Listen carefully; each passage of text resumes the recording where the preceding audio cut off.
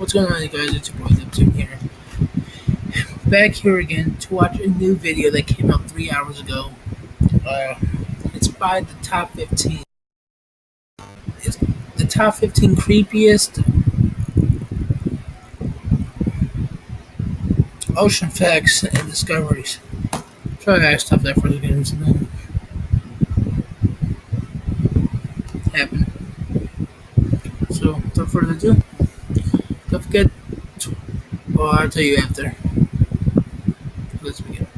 Number 15. Your city may end up there one day. I'm sure the Egyptians never imagined their city of Heracleon would end up underwater in some distant future, despite the fact that we often build cities on picturesque coasts, as Heracleon was built near the canopic mouth of the Nile. Not many of us expect an entire civilization to end up buried by the ocean.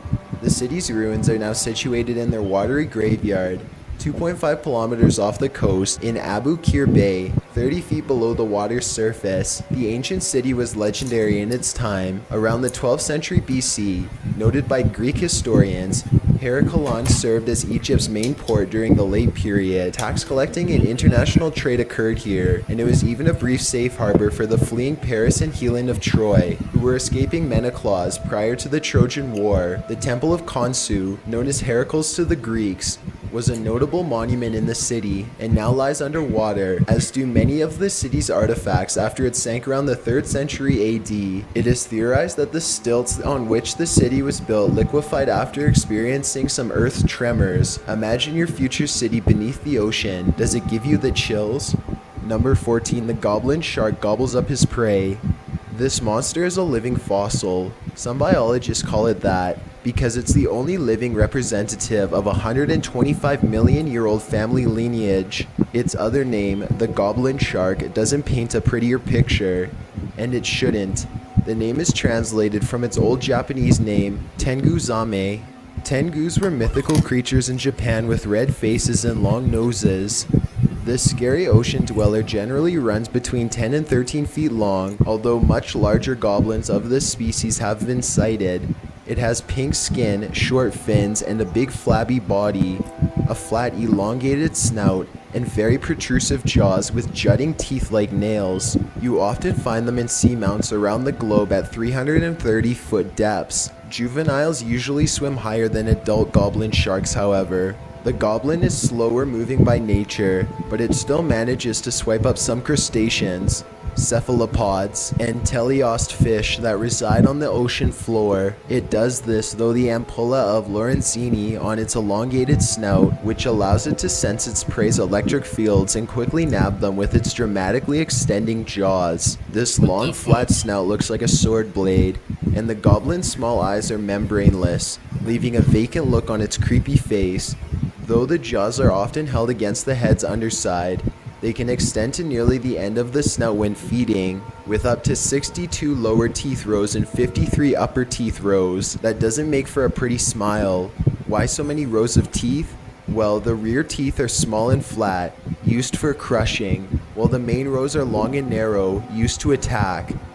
And what are they eating with these hundreds of teeth? Rat tails and dragonfish mainly, as well as other deep-dwelling teleosts. This species is also sluggish, with poorly developed muscle blocks and reductive calcification in its skeleton. The shark's fins, as well, are small and soft, with a long caudal fin, angled low, which is indicative of slow swimming. At least if you swim into one of these creepos in the middle of the ocean, he's not likely to catch up with you when you tear away in horror. Number 13. Plastic will soon outnumber fish. Dame Ellen MacArthur, a sailor who has broken records, including sailing the Kingfisher from Plymouth, UK to Newport, Rhode Island, USA, in a little under 15 days, is now an advocate for cleaning up ocean pollution.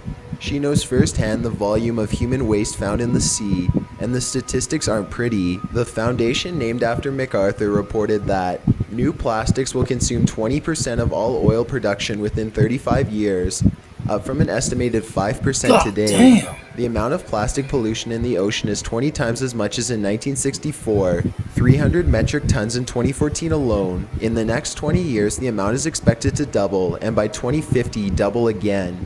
Soon our oceans will be an ocean of plastic, and yet we aren't really doing anything about it. A mere 5% of plastics are recycled each year, while 40% arrive at landfills. As for our oceans, they collect a third of this litter. The rest is burned, but more and more plastic is made every day in order to satisfy our consumer products.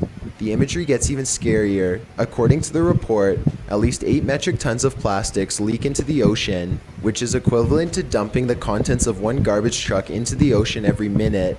If no action is taken, this is expected to increase to 2 per minute by 2030 and 4 per minute by 2050. In a business as usual scenario, the ocean is expected to contain 1 ton of plastic for every 3 tons of fish by 2025, and by 2050, more plastics than fish by weight. The plastic can serve a death sentence to sea turtles and seals. While most tiny bits float to the ocean's bottom, the impact of which is unknown, these issues remain unaddressed. As recycling systems aren't efficient and consumption of plastic are at an all-time high, it's truly frightening to imagine our ocean's future when a problem this serious is being ignored. Not only ignored, but exasperated. Goodbye, oceans. Number 12. Box jellyfish are death traps. Unless you've been stung by a jellyfish, you might find the floaty glowing creature quite hypnotizing, even beautiful. But the box jellyfish should not be revered, it should be feared. Certain species of box jellyfish release fatally potent venom. One sting from this glowing creature is very painful and can even be deadly. The box jellyfish has a square boxy-like bell shape, with short stalks hanging from each of its 4 corners, out of which reach long, thin, hollow tentacles. It floats via its shelf-like valerium, which helps to propel it using strong jet stream, helping it reach speeds of up to 6 meters per minute. The nervous system of the box jellyfish is more complex than most, with 20 simple eyes called ocelli, which detect darkness and light, as well as 4 normal eyes as well that capture images. The most dangerous species of box jellyfish lies in the Indo-Pacific region, and its venom is used to defend itself from predators, like crabs, sea turtles, and various fish, as well as to attack prey. But they don't generally hunt man. Rather, they hunt small fish. Still, they have caused 64 deaths since the first reported death in 1883, with their venom resulting in cardiovascular collapse within 2 to 5 minutes, just when you thought it was safe to go back in the water. Number 11. This barrel-eye spookfish lives there. The name spookfish says it all. Also known as the barrel-eye, this small deep-sea fish storms the tropical waters of the Indian, Atlantic, and Pacific Oceans. The fish's tubular, telescopic eyes, directed upwards to spot its prey, are what give these demon fish their name. The eyes protrude from the head and are encapsulated in a big transparent soft tissue dome. So if the eyes are truly the windows to the soul, this fish's soul is transparent. Its bioluminescent organs, alongside their reflective souls, may form a sort of counter-illumination that serves as camouflage for these spooky fish. It's safe to say you wouldn't want to meet one of these buggers in the depths of the ocean. Number 10. Halfton Squid haunts the ocean floors. Thinking about taking a swim with a giant squid?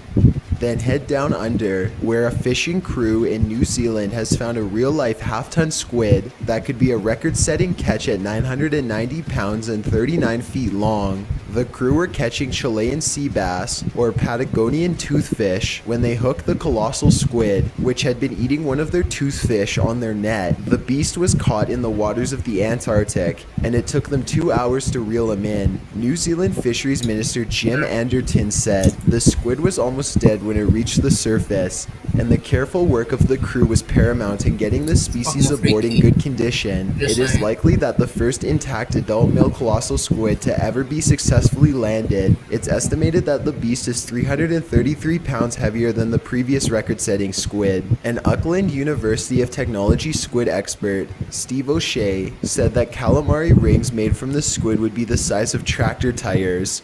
The deep ocean colossal squid grows up to 46 feet in length, has eyes as big as dinner plates, and is known to be an extremely active hunter. Number 9. The ocean boasts mountain ranges longer than any above sea level. The mid-ocean ridge... Okay guys, that's all for this video. I'll put the link to this video in the description down below.